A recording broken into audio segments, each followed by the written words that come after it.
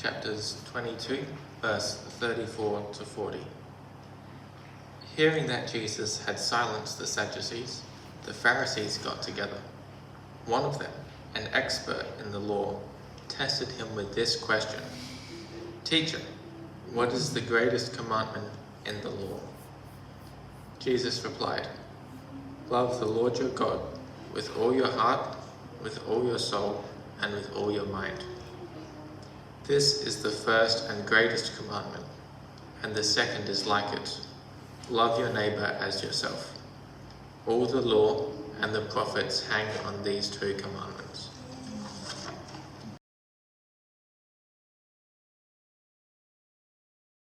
We've come to the last Sunday of the month where we do conversations. And today we're having a conversation with Jeff. Now remember, we make this place a sacred place, an honoured place and a safe place for Jeff's story. We ask you to hold his journey as his journey. And if it opens up conversation, then that's what it's all about. Will you welcome Jeff as he comes down?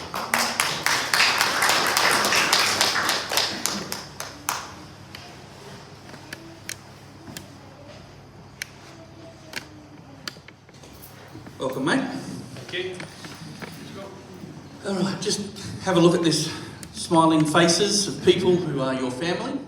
Yes, I've been involved with church 60 years. I was brought up through the church back in, I think it would have been about 66. I started at Sunday school and went through, and then Christian endeavour, I'm distinctly remember with Roger and Maxine, was a formative time.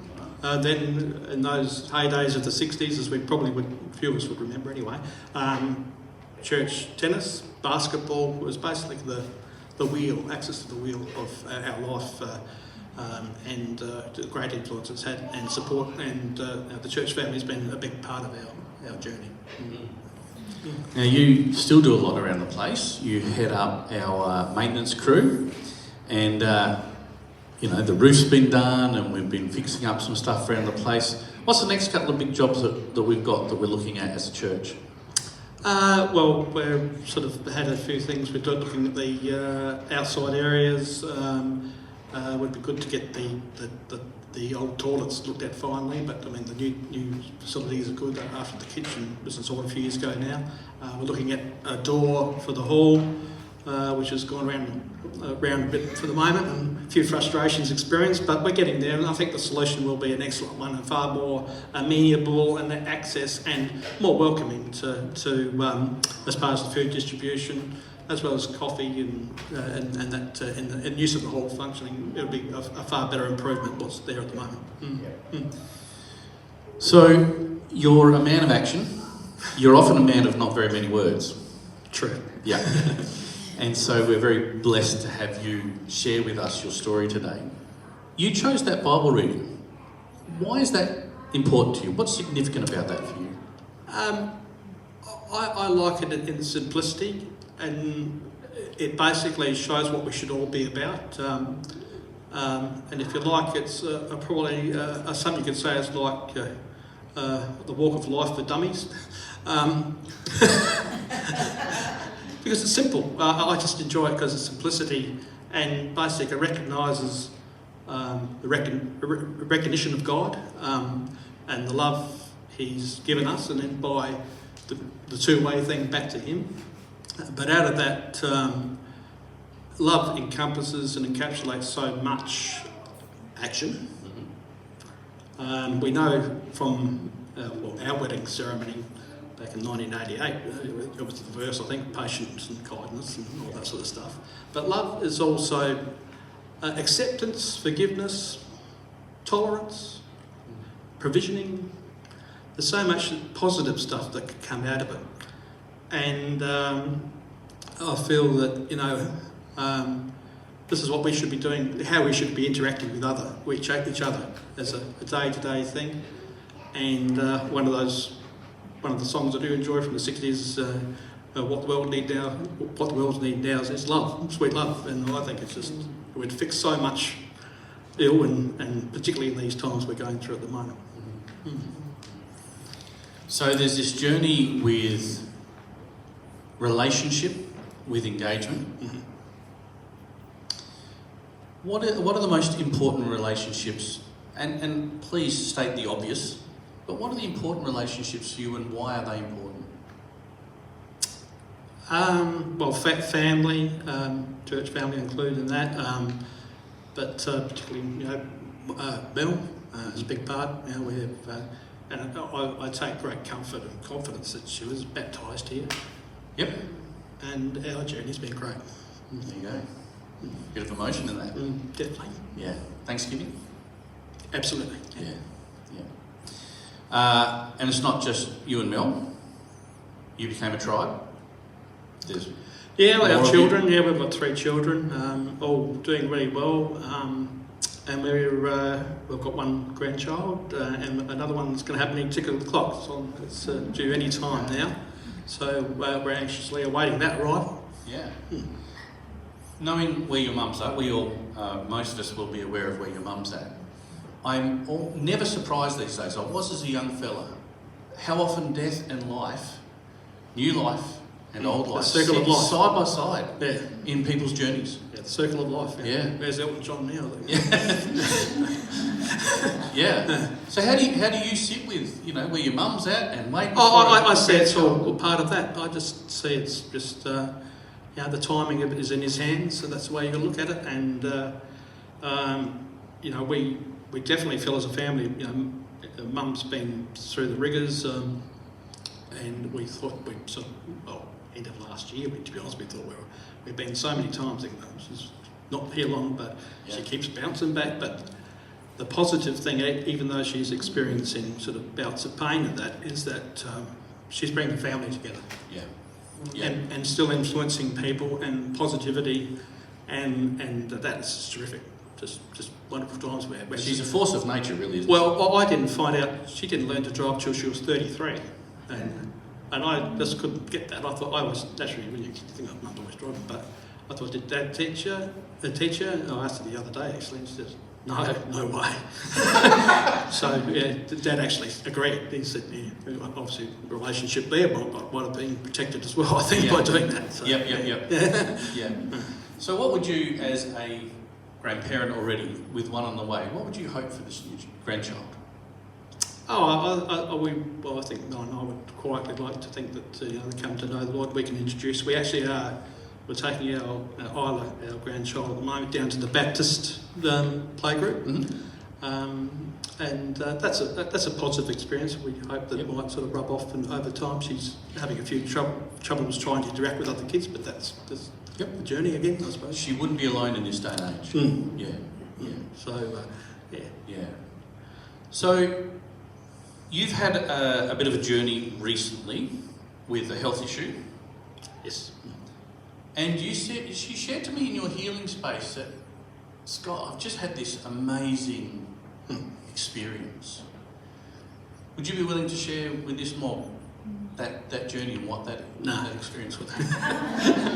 No, look, it was, as I said earlier, being part of the church and having a faith over a long time, it's always been there, and I've always been part of, and always something that's been there in the background. Over numerous times in my life, there's been sort of,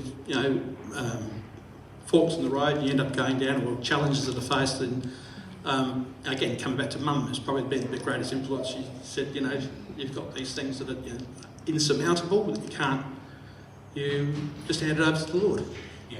So that's been ringing right through my journey. Just a bit of background, our health issues, our family history is heart and knees and things, but mainly cardiac areas. And Dad had a valve replacement. Mum had bypass surgery. She still had ongoing heart issues. So that was sort of the shot over the bow for me many years ago, about 15 years ago, not 20, that I sort of got referral from the doctor, go across to the cardiologist and had regular checkups and stress tests as people who have cardiac issues would do. And it's a good thing. It's a wonderful facility to have, but back in 21, went on holiday. I had an issue up in Cairns, actually. We were holidaying up there, and I had some pain develop just going up a flight of stairs, and I thought, that's weird, So I thought, well, better get that checked out, and so I went back to the cardiologist, and in you go for the angiogram where they put the catheter up your arm, look around at the dye. Yes, there was a narrowing, so that was fixed up with a stent, fortunately. So that was back in 21. So, and I was thinking about retiring, but that confirmed I was going to retire that year. I just removed the stress out of running a business and so forth, out of things, and look forward to a bit more outdoorsy stuff and travel and so forth, and see God's wonderful creation. So that held me in good stead. The stent was great, good recovery from that and ongoing, but I did develop angina a bit in the years following, and that was that took hold, and something's coming. He said something might have to be done down the track, and when I went for a checkup back in July last year, mid-July, I said, oh, still a few issues, and we tried a couple of things, and he said, no, you're going to have to get, surgery, and bypass surgery, and so I knew it was coming, and partly, but difficulty in accepting these things at times. But I was probably, as I'm looking back at it now, God prepares you for things along the way. But anyway, so I actually came to, I reckon I was at church on the service, that was on the Thursday. On the Sunday we were here at church. And by that time I'd sort of handed it over to the Lord, and it sort of came to me logical that working through it and processing it, that the response was that I was going to win either way, because I'm either going to go with the Lord or we'll be back here with Mel and the kids. So that just sort of diffused or calmed the whole process down, and so it was quite possible. Particularly on Sunday, I think that was news when Glenda was starting her journey and Jill was starting her journey on medical issues. Yeah, we had the trifecta. Yeah, we had the trifecta that week. So, you felt bad because really it is probably there's about 12,600 bypasses conducted each year in Australia, but that's actually a good thing, because there's, well, reading the fun facts again, 57,000 heart attacks. That's 193 each day happen in Australia. So, and it's declining, which is good, which has probably come out of the Shane Warne and Rod Marsh. They died in 2022. Yep. Tough, cricketers, not probably looking after themselves properly. And I think that sort of is a message for everyone, just to keep on top of you. Yeah. So, well, Yep. good. There was a time where you said, I came out of the anaesthetic. Well, yes. I actually, when I went into anaesthesia, but and the medical staff are just tremendous, gifted hands all the way through. But I think going into it, it was just weird, because and I can tell you, there's no tunnel, there's no white light or anything like that. But I did come after I came out of anaesthesia and recovery in ICU and beyond. I felt this immense feeling of being carried. The only way I could describe it is that when we're young kids in the back of the car, mum and dad, or dad comes out and grabs you when you're asleep or pretending to be asleep. That's the only way I can describe it, that I felt that I was carried and just completely at ease, at calm. It was just an enlightening experience. It wasn't an epiphany or anything. It was just enlightening and confirming what was already there right the way through, I felt. Yeah. And then you said to me, I've changed my whole outlook on busyness. I've changed my whole outlook on... Oh, yeah. Yeah, can you talk a bit about that? I just think you just got to, well, again, probably, as we all keep saying, but hard to do, smell the roses, or, take each day as it comes and the challenges that are faced there. But I think just the appreciation of family, friends, your loved ones, just nurture, treat it as a cherished moment each day. Yeah. Mm. And then there was this particular point you said to me, and I'll probably get it wrong, so you need to correct it. I've worked out that to do more, I've got to do less. Correct. Yeah, I think busyness, I think we all can get caught up in busyness, and there's a difference between busyness and being efficient and just tackling what you're capable of doing. I think it's one of the lessons in life, that you realise what you're good at and capable of doing, and then you focus on those. But life is a journey of all those sorts of things, and experiences bring you to that point. So what was that awareness that I've actually got to do less to do more? What did that bring out of you? I think I've enjoyed like that, and again, coming back to Mum, great influence she is. Just the peaceful and quiet times are probably the most productive times. Just reflection and working through things, and out for the positive. Yeah. Coming out of the positive. So, Yeah. Now, without going through what it was, you said to me, I've made some decisions to change things in my life out of that. I think just focus and just enjoying God's creation. That's what we're trying to travel as much as we can, Yep. see things and experience different cultures and people. I think people are so much a part of that experience, that we enjoy. Have you been able to achieve that? No, well, because of the surgery last year, we had to cancel a trip with our friends, our travelling group, to Sri Lanka. But we hope to get back there one day. But that's fine. And obviously, for the moment, we're sort of looking after mum watch, as we call it, and sharing time with the family. Just that. But that's sort of holding back. We are hoping to go to Europe and have looked, but that's had a few issues of its own with flights and whatever, going through the Middle East. But we've sorted that out. But hopefully that's going to come up in the next month or two. Right. Oh. Yeah, we've had a few go over there recently. And you're joining it again, trifecta. You'll be the next guys to head off there and enjoy Europe. So we've talked about a bit about your mum, a bit about your granddaughter, a bit about the journey of your heart attack, and well, it wasn't a heart attack really. No, well, it was basically preventative surgery, yeah, as such. Yeah. And some of those changes. What is it that you hope to achieve through your activities each day? Given that I'm going to do less to do more, and what and the Bible reading you've given us, what's the hope for the world? Well, definitely, I just think that what the world needs now is love. It's just simple, staring at our face. As you said in the prayer earlier, just the hostilities and people not understanding and demonising things. It's just I think we just need to sort of take a step back and calm and peacefully work out things. Just the amount of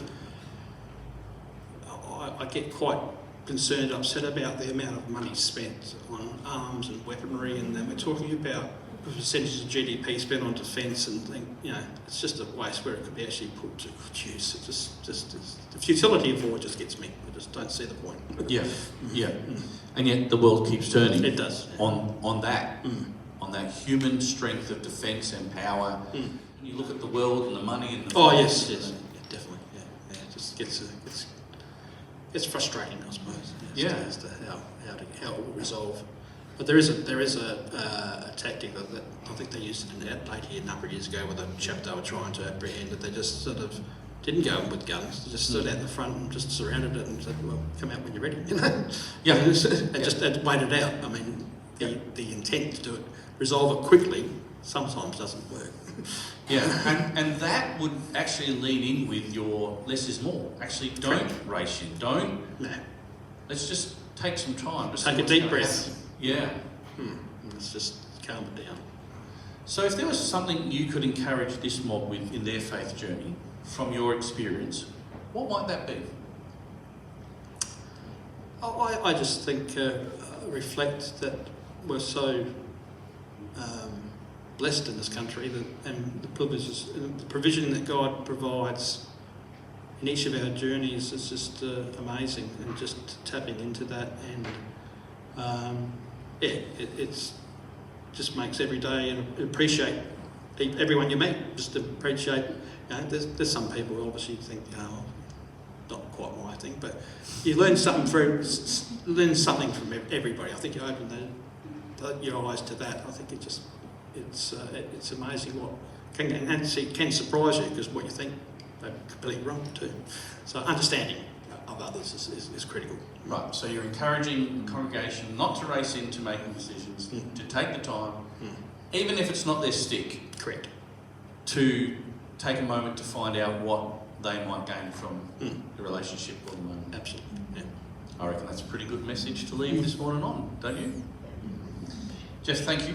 Thank you, Scott. Thank you for being willing to share your story and some of your hopes and dreams for us as a church, but also the world, as you took us to a much big, broader area. Yeah. So thank you for your time. Would you thank Jeff for being in?